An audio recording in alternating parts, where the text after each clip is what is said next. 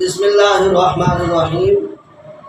سوال یہ کیا ہے بھائی نے کہ اگر والد اپنی بالغ بچیوں کے لیے 4 تولے سونے کے زیورات بنوائے کہ پھر ان کی شادیوں کے مواقع پر انہیں دوں گا تو سال مکمل ہونے پر زکوٰۃ اور قربانی کس کے ذمہ ہوگی؟ یعنی سونا تو والد نے خریدا ہے اور اپنی بچیوں کے لیے خریدا ہے اور ابھی ان کے حوالے نہیں کیا، ان کی ملکیت میں نہیں دیا، سال گزر گیا تو آیا یہ زکوٰۃ کس کے ذمہ واجب ہوگی؟ قربانی کس کے ذمہ واجب ہوگی؟ بچوں کے ذمہ ہوگی یا پھر والد کے ذمہ ہوگی؟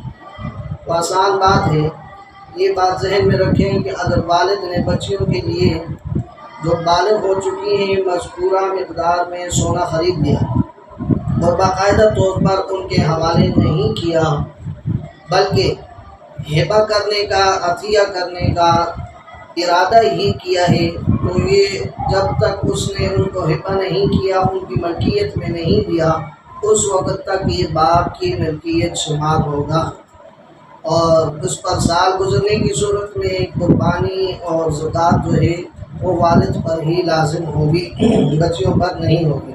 ہاں، اور اگر بچیوں کو قبضے میں دے دیا اور قبضہ دینے کے بعد بطور امانت یا بطور حفاظت اس نے واپس لے کر اپنے پاس رکھ دیا تو اس صورت میں یہ بچیوں کی ملکیت شمار ہوگی۔ اس صورت میں اگر اس پر سال گزر جاتا ہے تو پھر بچیوں پر زکوٰۃ لازم ہوگی اور واجب ہوگی۔ باقی اس کے علاوہ اگر ابھی بچیوں کو اس نے والد نے دیا نہیں ہے اور ہبہ نہیں کیا، ان کی ملکیت میں نہیں دیا، تو بچیوں پر نہیں بلکہ والد پر ہی زکوٰۃ اور قربانی لازم ہوگی۔